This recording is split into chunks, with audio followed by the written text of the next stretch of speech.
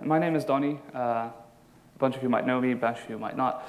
I indeed have written 2 books, one on practical core data, one on practical combine. It teaches you each of those technologies in a very, in my opinion, useful and understandable way. So if you're looking to learn those things, definitely pick up those books. And before we get started into this topic, I do want to say something. Adam was talking about how they have the very best swag here at SwiftLeeds. Are you paying attention? And he's running away. But we need better badges, right? Because we have one person here who actually already was like, you know what, I'm going to tinker and hack my badge a little bit. He put shiny blinky lights on it. I feel like we need more of this. So I just wanted to show you this, and we need this next year. So Adam, if you're paying attention, challenge. All right, with that out of the way, what are we going to talk about in my presentation on SwiftUI property wrappers? So we're going to talk a little bit about what property wrappers are and how they work, right? Because it's really cool that we're going to talk about this in the context of SwiftUI, but if you don't know how a property wrapper works, we're kind of not doing anything useful. We're also going to figure out why a regular property wrapper is not good enough for SwiftUI, right? Because we all know SwiftUI is extremely special. It also needs special property wrappers. It doesn't like normal ones. We're going to see how we can tap into SwiftUI's environment and into its view lifecycle. So we're really going to make something that becomes part of SwiftUI and really works with SwiftUI instead of being something that we tacked on with some duct tape. And of course, we need to talk about testing as well, right? We can't just make stuff and be like, oh, how do we test it? I don't know, don't care. We don't test this at all. So we're going to talk about testing as well and why it's a little bit tricky, but we do have like some solution for it. So I'm sure that code like this, if you've done SwiftUI, looks very familiar to you, right? This is just a very simple view with some state. The state is set to false. If we would set this to true, the SwiftUI view will update, and we would see what the new value of this property is. Super basic, doesn't really do anything interesting. Unless you start thinking about what does that property wrapper state actually do, right? How does it work? Because it is a container that holds immutable value, which is already interesting because structs are immutable, so we can't just go around changing properties on them or mutating properties unless we wrap it in state. So apparently state does something special that allows us to mutate a value. Whenever we do mutate that contained value, the view updates. So that's also something. Apparently this state property wrapper can tell the view, my mutable state changed, and you need to redraw. What's also interesting is that in that bit of code you just saw, we assigned an initial value to the state property wrapper. We said it's going to be false, but every time we create an instance of this view struct, we don't reset to false. So apparently the state property wrapper can carry its value across initializations, which is also quite interesting. And we can also obtain a binding to a state property, which means that we can go ahead and pass this state property to some other view, and the other view can change that value, and the source view will update. So we can pass around this state and allow others to mutate it. You may have also seen this before, the fetch request property wrapper. Right? This allows us to fetch some data from core data and put that in our view, and whenever we change that data, the view redraws. We do that with this property wrapper right here. And what does that property wrapper do? Well, if we think about this one, we know it fetches data based on a core data entity or a fetch request. So it allows us to pull something from core data and reactively respond to any changes because it will tell SwiftUI to redraw. And what's interesting about this one is that it leverages the SwiftUI environment for its dependencies. Right? Because if you've worked with core data, you know that you have to have a managed object context in order to actually fetch something. If you don't have a managed object context, you can't fetch from it. But apparently the fetch request property wrapper can pick that out of the environment, which is very interesting because how does it do that? We'll find out in this talk. And SwiftUI comes with many, many other property wrappers. These are just 2 examples of things that it can do that are interesting to me. The other ones all are some variation on this. But there are many, many more, of course. So if we start building our SwiftUI apps, it's very tempting to say, oh, I know, I'll use MVVM. I'll make all my view models observable objects. Whenever they change, the view redraws, and we're all good to go. But if we look a little bit closer and we follow what appears to be Apple's vision with SwiftUI, we know that SwiftUI views can own or be passed state directly. Right? We can see this in the state property wrapper. We can see this even in state objects, observed objects. SwiftUI views are allowed to own a bunch of data. Right? Especially the fetch request property wrapper, it allows to own an object that knows how to fetch data from core data. We also know that Apple thinks SwiftUI should leverage property wrappers to fetch and own and sort of work with its data. Right? So in the examples that I showed you, SwiftUI View can use state to hold state or a fetch request to grab data from core data. And that means that we technically, I put that in italics because we never want to put everything in a view, but we technically don't need a bunch of extra layers to fetch data. We can sort of say, hey, this property wrapper right here, that is the layer that will take whatever we need and put that into the view. So given that, wouldn't it be cool if we could write code like this, right? Because here I have a property wrapper called remote data that says, go to this endpoint, feed, and get me a list of posts. It'd be pretty neat if we were able to do this without saying, oh, there's like a list view model, and we tell list view model.fetch, and then it will fetch, and then it updates a published property, and then we get it into the view. Kind of cool to just say, hey, you know what, this thing can fetch data from the network and put it into our view. But showing this, I know it's not an easy sell, right? If you go to people and you show them this, like, well, how does that fit in my architecture? How does that actually work? Because it looks like now the view becomes too clever. And I always like to think that fighting the framework is kind of a losing battle. If we say we should do this because this is how we did it for years and this is how we did it in UIKit, you're kind of already losing because SwiftUI is completely different from UIKit. So given that, let's go ahead and start building a property wrapper and kind of see how that works and see if we really lost layers and see if we really made the view too smart, or do we still have these layers and do we just have a different interface on top of what you might otherwise put in a view model? Before we do, let's talk about property wrappers a little bit. A property wrapper is defined by adding the property wrapper annotation to a class or struct. In this case, I made a class called string sample. There's one requirement for this property wrapper, and that is that it must have a wrapped value. That will be the state that this property wrapper wraps and that it will interact with and that it will own, essentially. And there's also this property called a projected value.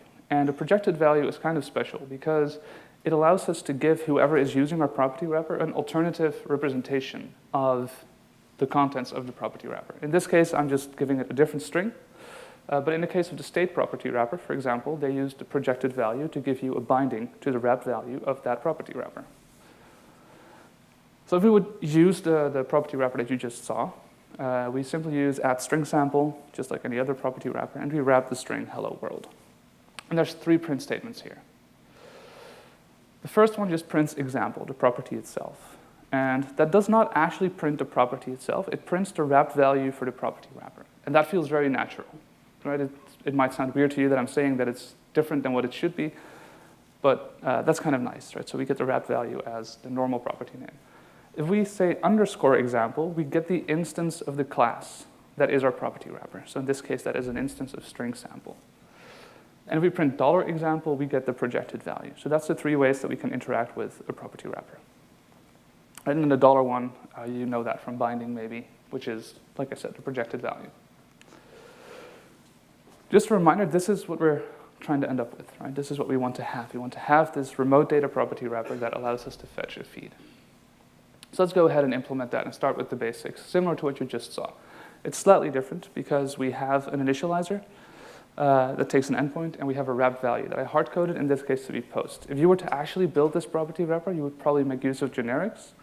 But if I would add that here, I'd probably have to explain generics, and I would fill the whole talks with just what are property wrappers, what are generics, and not talk about SwiftUI. So just imagine this is actually generic.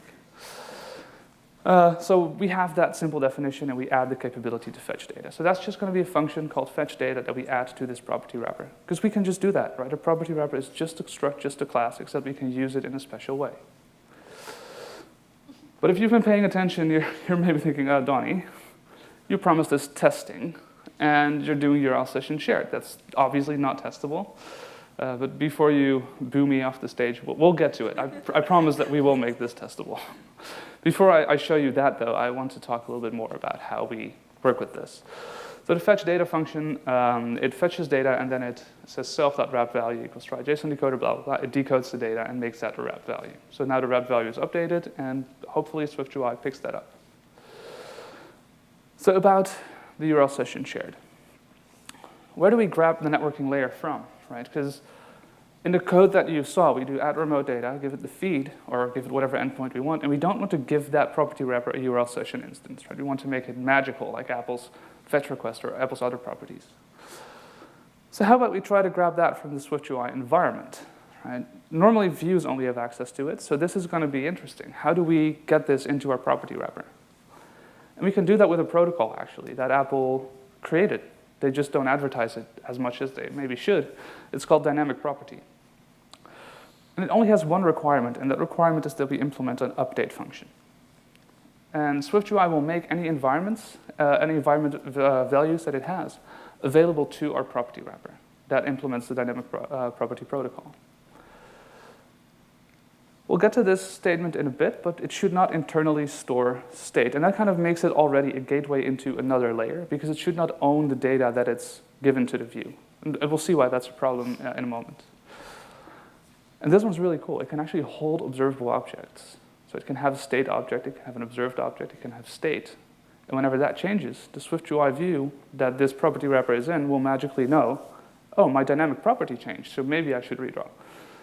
So it almost makes your property wrapper or your struct into a view, except it's not a view.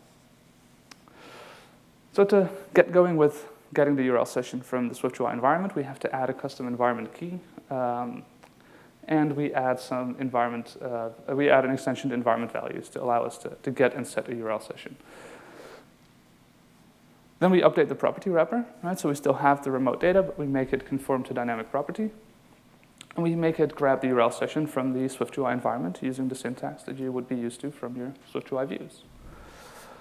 We implement the update function, right? This function is called just before your view will evaluate its body. Right? So this is a perfect place to say, oh, we're about to be drawn. Let's go ahead and update any state that we need to put into the view. So this is a good place to call fetch data, because we know that we're about to be presented to the user.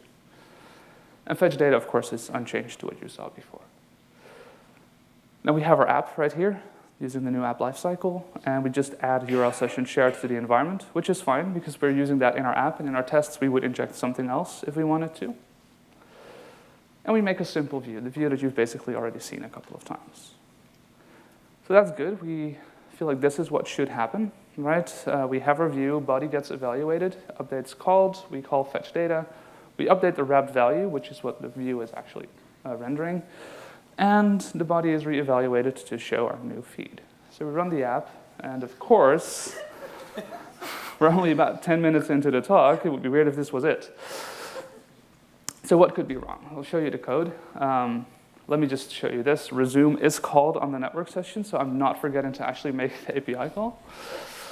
And we know that fetch data is called in update, right? So there's nothing wrong here, but we also update the wrapped value, but SwiftUI doesn't know that we actually did, right? Because if we look at this, you see that we still have a normal var for wrapped data, right? So if we change that, just like if you would do this in a normal, like maybe view model-like object that is an observed object for your SwiftUI view, updating a regular property does not tell the SwiftUI view anything. So we should fix that. We should tell SwiftUI, hey, we fetched some new data. So we fix this by putting at state var wrapped value in our property wrapper so that whenever we change the value for a wrapped value, the SwiftUI view should update. So run the app again. We're about 13 minutes into the talk now. Of course, it still doesn't work. So there's this hidden requirement for dynamic property that Apple, for some reason, decided to not really document anywhere, because it's also not super needed in all the cases, but it is needed if you want to build a property wrapper for a SwiftUI view. Can somebody tell me what I changed here? Yes, great eye. I changed the class to be a struct. For some reason, SwiftUI really dislikes classes for its property wrappers. They have to be structs. And suddenly, you run the app again, and it works. So all we had to do was make it a struct, and now we have a custom property wrapper that fetches data from the network. So that's pretty cool. What do we have so far? We have a struct called remote data. It conforms to dynamic property. We grab a URL session from the environment. We use state. We fetch data. And here's what's happening now. Right? That's exactly what we wanted. But there is one problem here. Because I told you update is called whenever SwiftUI is about to evaluate the body. Whenever we change that wrapped value, SwiftUI will evaluate the body, which means that we're going to call update, which means that we're going to fetch data, which means that we're going to update wrapped value, and we're going to go into that loop. At some point, SwiftUI does decide that the view before we fetch data, and the view after we fetch data is the exact same view, so it will stop re-evaluating the body, but it does this in my tests about 3 to 4 times. So that's 3 to 4 API calls that we don't need to be making. So we could try something like this. We could add an isLoading property to our property wrapper. We could set that to false initially. We could, when we fetch data, check that we have not loaded data before and that we are not loading data. Start our data load, and when it's done, we toggle back to false. And that should work, except we cannot assign to property because self is immutable, because we had to make self a struct, and we can't make self a class, so this won't work. Well, you might say, we are like a SwiftUI view, so how about we slap some state on the isLoading property? Great idea, except we're modifying state during the view update. This will cause undefined behavior. Now, there was a bug in Xcode 14 that made it say this way too often, but this one is actually correct. So this also won't work. So what we need to do, and that's why I said earlier, it should not own its state. We need to separate this loading logic out into its own object and kind of make the property wrapper just an interface into a data loader object, for example. So we can do that. We can define a data loader, make it an observable object, right? Because our property wrapper can use an observed object to tell the SwiftUI view that something changed. We have a published property load data. So whenever we add or remove items in this array, so whenever we fetch data, we will update the view. And this one, because it's a class, because we are allowed to have this as a class, can just have this isLoading property set to false initially. This one's interesting. Right? We have an optional URL session and an optional endpoint. So we don't know which URL session we're using. We don't know which endpoint we're using. And the initializer is empty. Right? So we can't receive these in the initializer. I'll explain why in a moment. When we're about to fetch data, we check that we actually have a URL session and endpoint are not loading, have not loaded data before, and we toggle the isLoading property as needed. Right? So these are all pretty much as expected. And the cool thing here is that because data loader is an observable object, it will tell the property wrapper that the SwiftUI view needs to redraw. Right? So we can have all the data loading logic into a dedicated networking object that is just used by the property wrapper to tell the view. Right? So we get a clean syntax in the view. The property wrapper itself isn't really that smart in the end. The data loader is. Okay, moving on. We're going to rewrite the property wrapper a little bit. So we have this state object, data loader, that we initialize. Notice that we're not passing the URL session or the endpoint here. The reason we can't do this, because you might say, well, you can initialize this in the initializer for the property wrapper. And the problem here is that we might actually want to change the endpoint. Like if we would say, like, we have a toggle to get like all items or my favorites or whatever, so we might want to change the endpoint. So that could be a reason to make it optional. But you could also initialize that one in the initializer. But the URL session we don't have at the time this property wrapper is initialized. Because SwiftUI sets up the environment right before it starts evaluating bodies and not when the view is first initialized. So if you would try to access the URL session from the environment in the initializer for your property wrapper, that's a problem because you're too early. So you have it available in the body evaluation stage. So right when your update function is called, that's when you have the URL session. So you can then pass it to the data loader. It's not great, but it works. The wrap value now for the property wrapper becomes just a computed property that simply gives out the loaded data from the property from the data loader. And the update function assigns the URL session and endpoint to the data loader object. And we tell it to fetch data if it's needed. Right, so now we have a very small property wrapper that is just that interface that I was talking about into the data loader, and the data loader actually does the heavy work. So here's the final diagram that we ended up with. We have a body. When it's evaluated, update is called. Fetch data is needed, is called on data loader. And if we loaded new data, then we go ahead and update the view. If we didn't load new data, because we already were loading data, or because we already have all the data that we need, we'll just sort of bail out and don't reevaluate the view. We don't change anything. That was quite the adventure. I'm explaining this in like a couple minutes, but you can imagine this took me weeks to figure out because it has a couple of weird pitfalls that in the end you're like, not a big deal. But when figuring this out, it's annoying that it's not properly documented.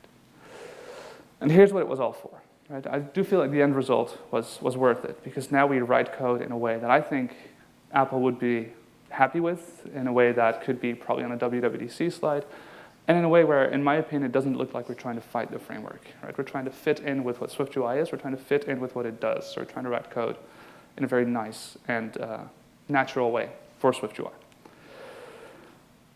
So wrapping up the Dynamic property wrapper section. It allows us to build property wrappers that drive SwiftUI views. They can tie into SwiftUI's environment, as we saw. We can leverage the state-related property wrappers that we have on views. And that makes this really powerful because we can just extract all the business logic into a dynamic property and keep the views relatively clean without resorting to implementing something like MVVM, which does have some friction sometimes with SwiftUI.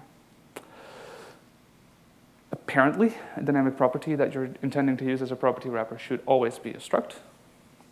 And the update method is called before body evaluation. So you want to check whether there's any work to be done. You don't want to assume that you're going to have to do work.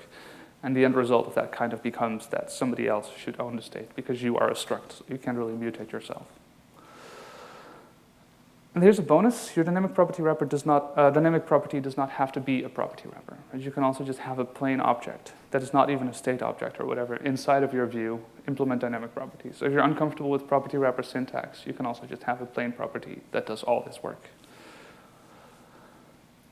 I can't do this, can I? I have to talk about architecture a little bit because it's one of the most frequently asked questions that I get. It's how does this fit in architecture? Right? And this is a diagram that you might be somewhat familiar with, or the idea of the diagram. Right? You have a view and some view model that you have as an observed object.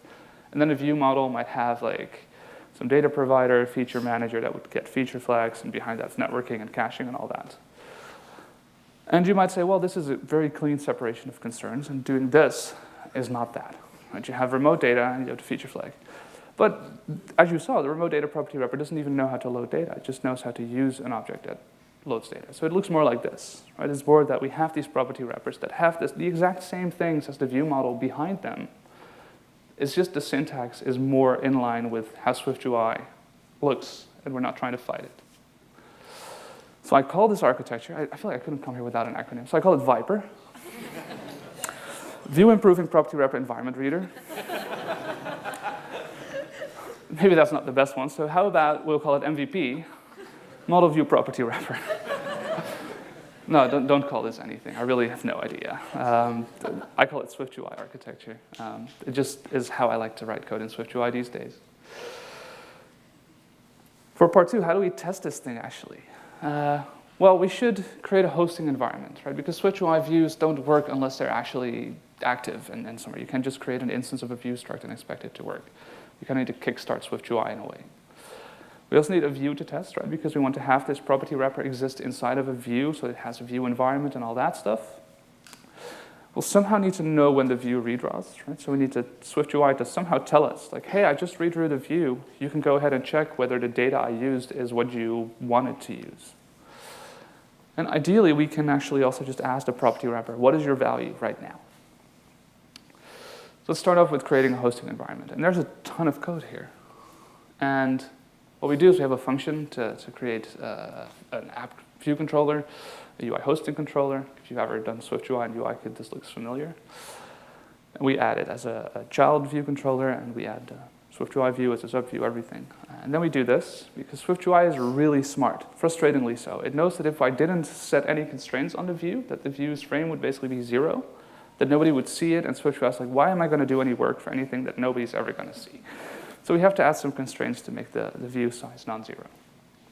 And then we tell it to layout, because if we don't do that, there's a good chance that SwiftUI is still trying to be clever with us, like, ho, you set constraints, but you're still not telling me to layout.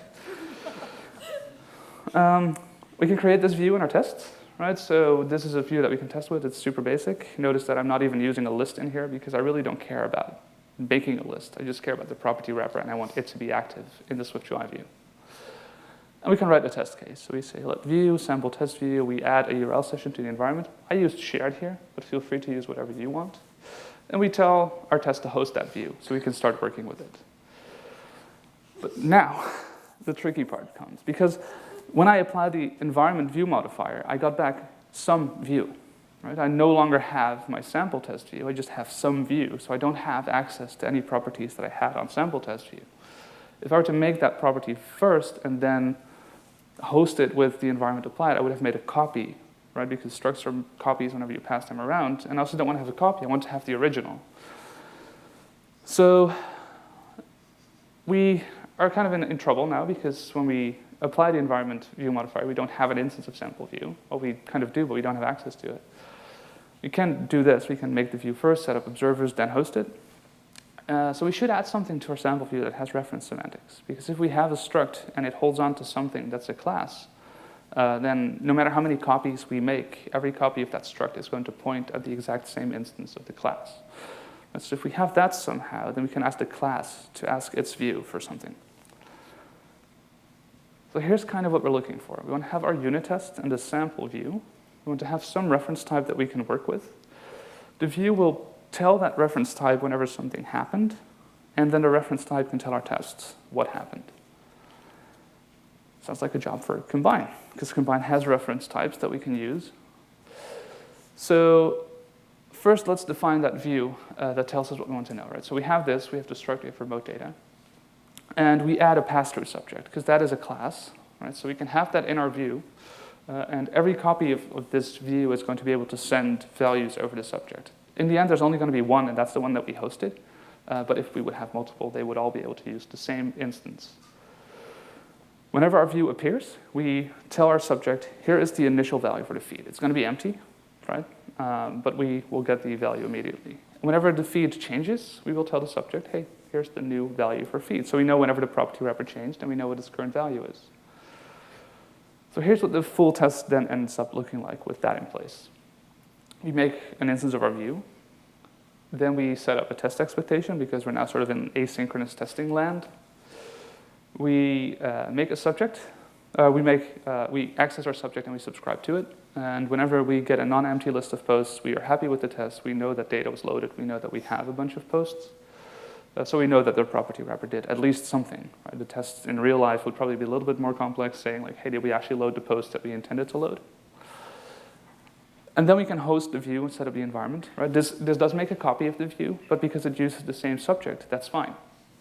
And then we wait for the expectations, and eventually the test should succeed, and we have tested our property wrapper.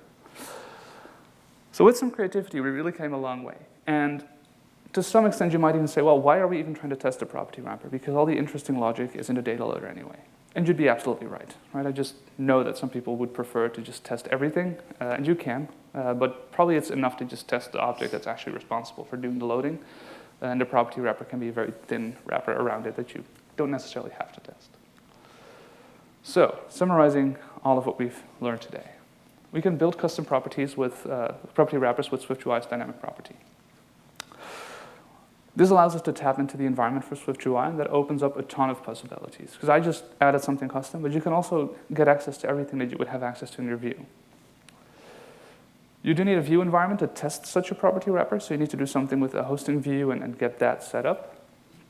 And a combined subject is a very nice way to gain some access into that view and peek into what's happening. And if you have the view tell the subject what is happening to it, then you suddenly have an actually pretty decent way to test your SwiftUI view and property wrappers that are in it. And with that, I'd like to thank you for listening this morning. If you're interested in seeing this as a sample app, go ahead and scan this QR code because I have it on GitHub. Well, that's it. Thank you very much.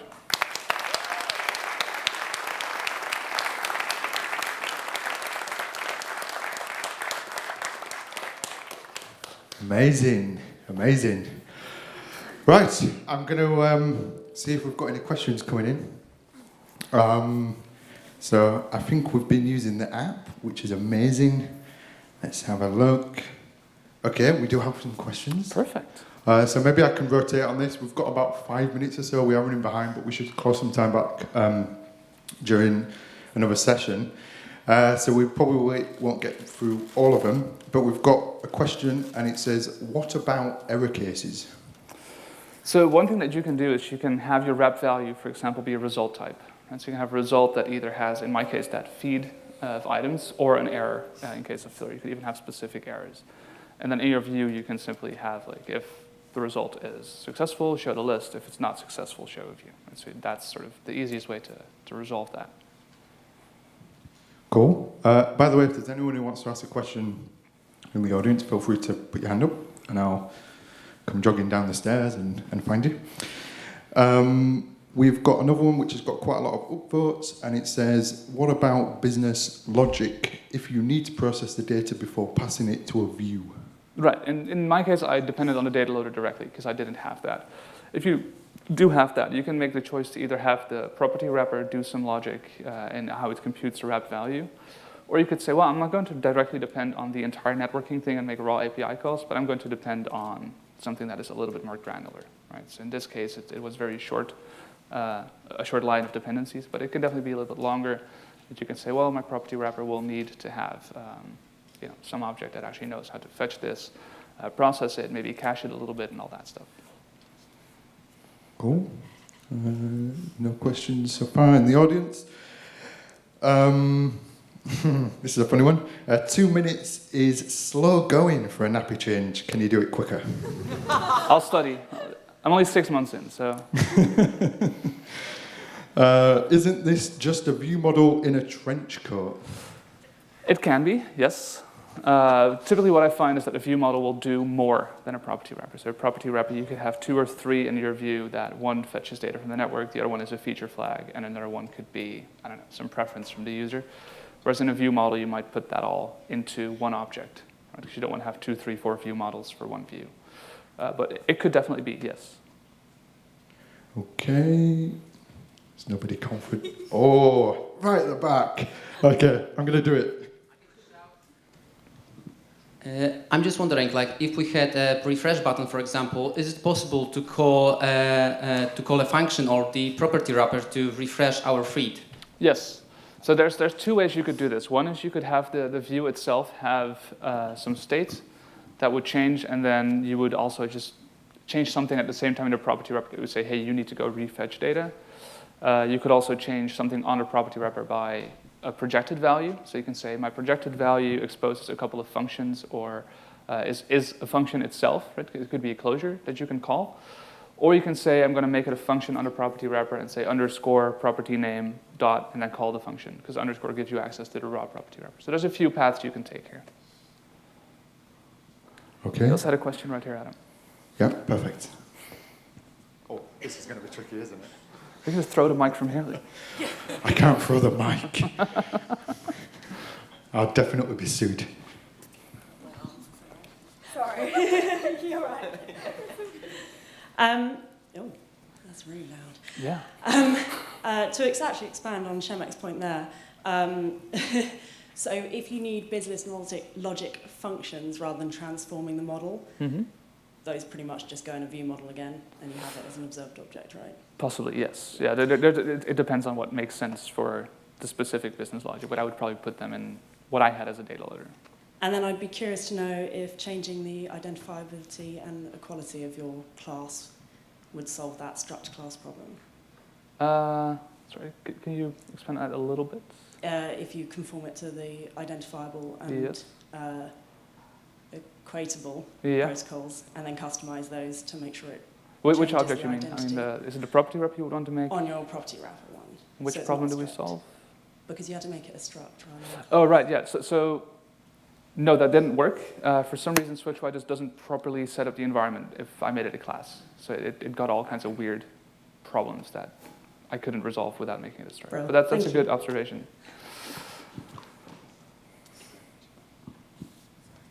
Right, I think one more from Sure. Slido. Sure. By the way, these are on Slido, and we'll give access to the speakers this link, and hopefully they can answer them in Slack, so we get through them all. Not a question, just a comment. Thanks, Donny. I like the paradigm of not fighting with the framework. Oh, thank you. Everyone, put your hands together. Donny Wals.